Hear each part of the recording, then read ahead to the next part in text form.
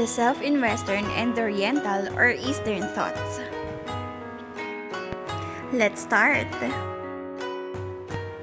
So here we can see that the Western philosophy has several topics which are individualistic, duality of body and soul, highly morphic theory of Aristotle, individualistic self of social construct, self-sufficiency in social construct, and rational self in social construct. The concept of the psyche is a Western modern model of the soul. Western traditions are always preoccupied by the duality of the body and the soul. Plato started with the idea that the soul inhabited the world of ideas while the body descended to the world of the sensible. The ideal self is there up above the heavens, while the bodily self or the soul imprisoned in a finite material body by which we know today is only thrown into the oblivion of remembering what the soul used to know while still living in the world of ideas. Even Aristotle did not solve this problem of duality. He proposed the highly morphic theory, meaning that the human person is composed of matter or the body and form or the soul. Matter is changeable while the form remains. This means that the body will grow and eventually die and decompose and will be transformed into something else. The form, however, remains unchanged, but unlike Plato, Aristotle asserted that the body is equally important as the soul, because the former will give the latter the knowledge it ought to have through senses. So next will be the social construct of the self in Western thought. Social construction is a shared assumption or perception of the people in society. The Western social construct of the self can be characterized in three ways. First is the individualistic self. At a very young age, the child is already taught to pursue what is best for self.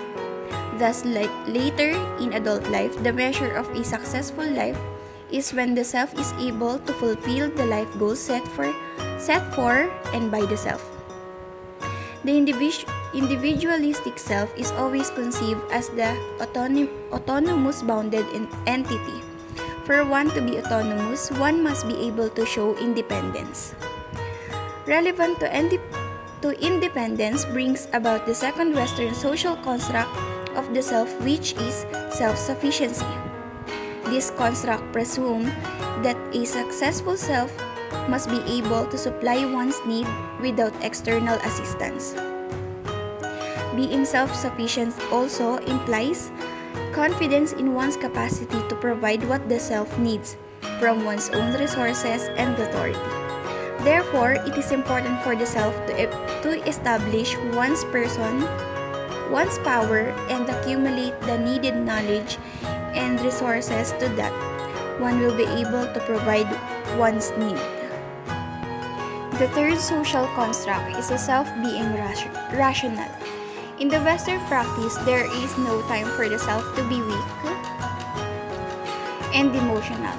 The self must not waste resources on the meditation and other metaphysical cognitions, but to be constantly rational and reasonable. The self masters the causal relationship of things. Everything must be explained by logic and reason. Phenomena outside the logical realm are simply discredited and rejected. This explains the Western logical positive movement.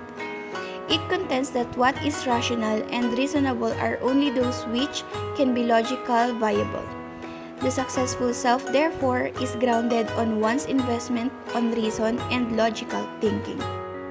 Although the self in the Eastern perspective also wants to attain perfection in meditation and enlightenment, there has never been an issue of dualism. Easterners do not have the notion of the separation of the body and the soul. It is always oneself. The Atman, for example, in Indian philosophy, is considered to be the seat of consciousness. The Atman may have different levels of consciousness, but there is always oneself. Even death is considered to be just another level of consciousness, but the Atman continues to exist because it is not dependent on the body. This in fact is also the concept of the non-self in Buddhism. In this concept, the self is considered as nothing but an evolution and transformation of inner consciousness. The Eastern construct. Eastern social infrastructures are mostly seen as contrary to the Western individualistic construct. The Eastern social construct is primarily viewed as collectivistic and is always grounded on nature. There are many Eastern traditions that flourished in the history of thought that were firmly based on how the self relates to others, to the divine being, and to the nature. We have learned in the previous discussions that the Eastern traditions are primarily composed of the ancient Asian philosophies from India, China, Japan, and Middle East. The Hindu and Buddhist traditions sprang from India.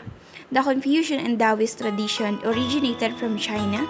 Japan also developed the Shinto traditions. The Judeo-Christian and Islamic traditions laid their foundation in the Middle East. Although Confucius was not given the opportunity to become the leader of China, his principles of Zhenzi, Li, and Ren became influential all throughout China, even unto the other modern civilizations of the world. To conclude, we commonly hear the dichotomy between the East and the West. The Eastern traditions are known for their communal and spiritual constructs. On the other hand, the Western traditions develop a construct of being individualistic, self-reliant, rational, and scientific. In this chapter, we were able to distinguish between the individualistic and collective self. We clarified the many Western constructs of the self vis-a-vis the relational and spiritual construct of the East. In this section, we also discovered that there are still many other traditions by which we can derive the conception of the self. We have initially identified the African traditions and conceptions of the self. We also have noted the distinction between the traditions of the North versus the South. Our understanding of the self, therefore, must not only be limited to the dividing differences between the East and West.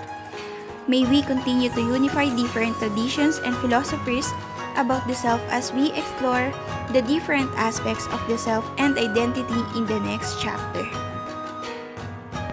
So, this lesson proves us that we should not limit learning only about the East and West.